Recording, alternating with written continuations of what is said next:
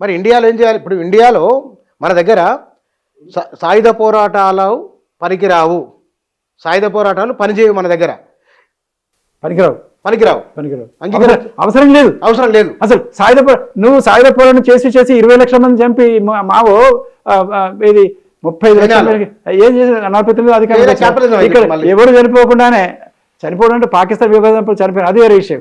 కానీ ఉద్యమం కోసం, స్వాతంత్రం కోసం ఇక్కడ చనిపోలేదే. అది సుభాష్ చంద్రబోస్ సాయుధ సైన్యం తయారు చేసిన వస్తే, కానీ మనకు వచ్చింది గాంధీజీ, నెహ్రూ, అంబేద్కర్, వల్లభాయ్ పటేల్, ఆ తర్వాత ఈ సోషలిస్ట్ పార్టీ రామ్మనోహర్ లోహియా, జయప్రకాష్ నారాయణ వీళ్ళు ఉన్నారుగా. ఆ తర్వాత ఈ పద్ధతి శాంతియుత పద్ధతిలో వచ్చింది. పైగా వాళ్ళు ఒక్కటే మాట చెప్తున్నాను, అన్ని చదివిన వాడిగా చెప్తున్నాను, రష్యా, చైనా రాజ్యాంగాలు చదివిన వాడిగా చెప్తున్నాను. ఇప్పుడు ఇవి నక్సలైట్లు, మావోయిస్టులు అన్ని చదివిన వాడిగా చెప్తున్నాను.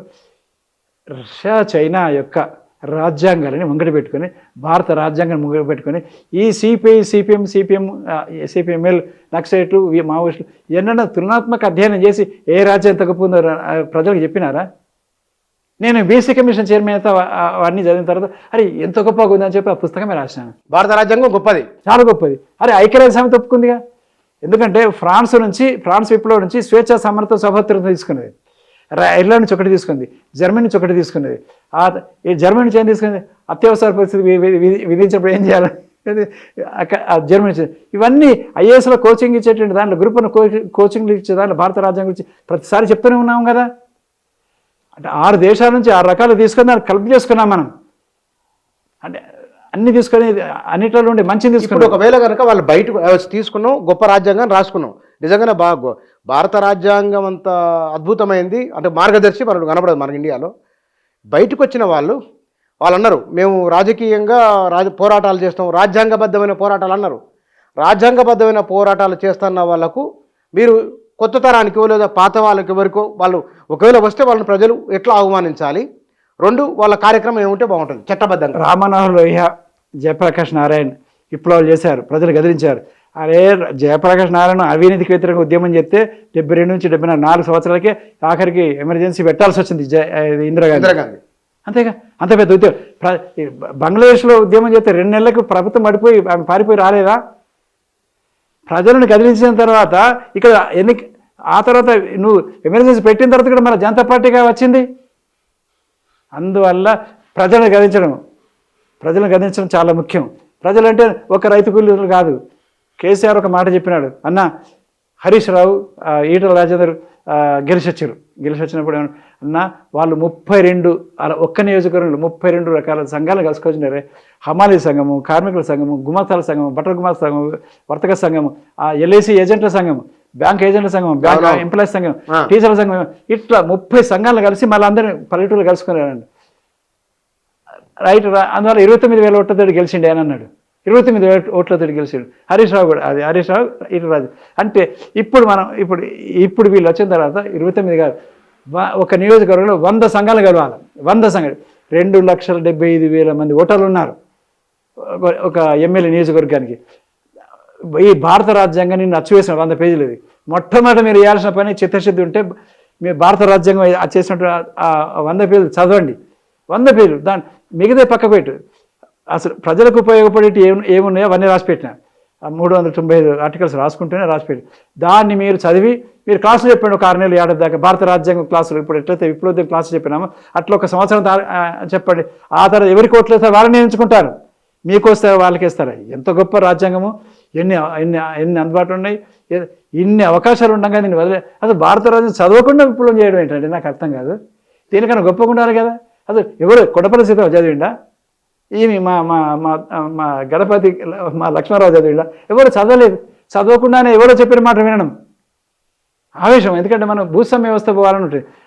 అన్నిటికన్నా ముఖ్యమైనది ఏంటంటే అసలు వ్యవస్థ మారడం కింద నుంచి సాధ్యం కాదు.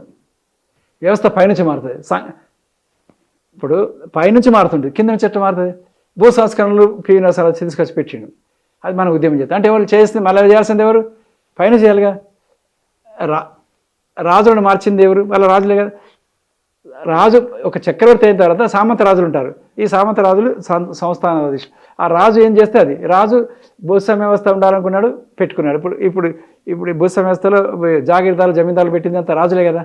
అక్కడ కేంద్ర ప్రభుత్వం వచ్చింది, మన బ్రిటిష్ ప్రభుత్వం పోయింది. మార్పు పైనుంచి రావాలి.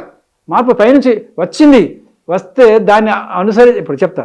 కేంద్ర ప్రభుత్వం పోయిందా, బ్రిటిష్ ప్రభుత్వం పోయిందా, ఆ తర్వాత రాష్ట్ర ప్రభుత్వం పోయిందా, జిల్లాలో కలెక్టర్లు వచ్చినారా, తాలూకాలలో మండలాల్లో మార్పు జరిగింది, తహసీల్దార్లు వచ్చినారా? ఇక మారింది ఎక్కడ? ఎప్పుడైతే నువ్వు జమీందారులు, జాగీర్దారులు, భూస్వాములు అయితే ఉన్నారో దాన్ని రద్దు చేయలేదు. దాన్ని ఎందుకు రద్దు చేయలేదు అంటే, రాజ్యాంగ నిర్మాతలలో అంబేద్కర్ కోరిండు రద్దు చేయాలి, భూమి జాతీయం చేయాలి.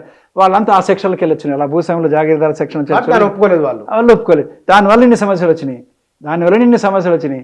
అయితే ఇప్పుడు అందువల్ల దాన్ని పైనుంచి చేయాలి. అది పైనుంచి సమాజం మారుతుందని చెప్పి పిన్నర్ సార్ గమనించినాడు.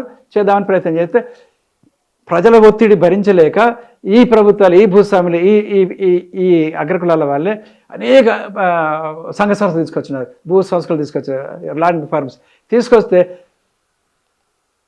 న్యాయ వ్యవస్థలో తిష్ట వేసినటువంటి ఈ అగ్రకులాల సామాజిక వర్గాల వాళ్ళు అన్నిటి కొట్టేసినారు. ఇది స్వేచ్ఛకు భిన్నం అట్లా అని కొట్టేస్తే వాటన్నిటిని 8వ షెడ్యూల్ 9వ షెడ్యూల్లో మళ్ళీ పార్లమెంట్ ఆమోదించి అసలు వీటి జోలికి పోకూడదు, ఇవి కోర్టు పరిధికి వెలుపలివి, కోర్టు ఈ పరిధిలోకి రావివి అని చట్టాలు చేసి 285 చట్టాలని 8వ షెడ్యూల్ 9వ షెడ్యూల్ పెట్టుకోవాల్సి వచ్చింది. అంటే చిట్ట చివరికి భూస్వామ్య వ్యవస్థ, చిట్ట చివరి కన్జర్వేటివ్ సిస్టమ్ ఎక్కడుందంటే న్యాయ వ్యవస్థలో ఉన్నది అని ఈ 8వ షెడ్యూల్ 9వ షెడ్యూల్. ఇప్పుడు మనం ఇది అదొక విస్తృత చర్చ.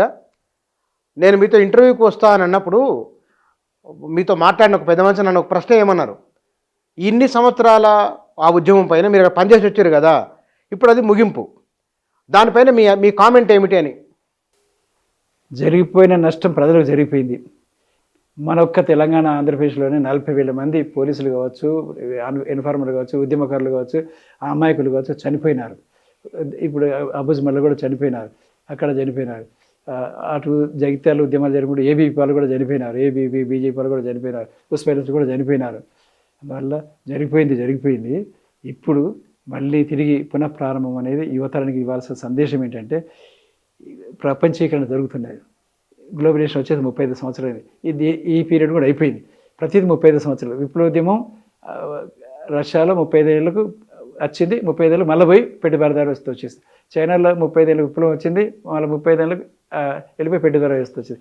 ఇప్పుడు ఈ గ్లోబలైజేషన్ కూడా ఇప్పుడు డొనాల్డ్ ట్రంప్ తీసుకున్న నిర్ణయంతో 10%, 20%, 50%, 200% నీకు పన్నులు వేస్తా అనేది ఎప్పుడైతే పెట్టినావో, జిఎస్టీ ఘాట్ ఒప్పందం కానీ, డంకెల్ ప్రతిపాదనలు కానీ మొత్తం క్యాన్సల్ అయిపోయినట్లు లెక్క.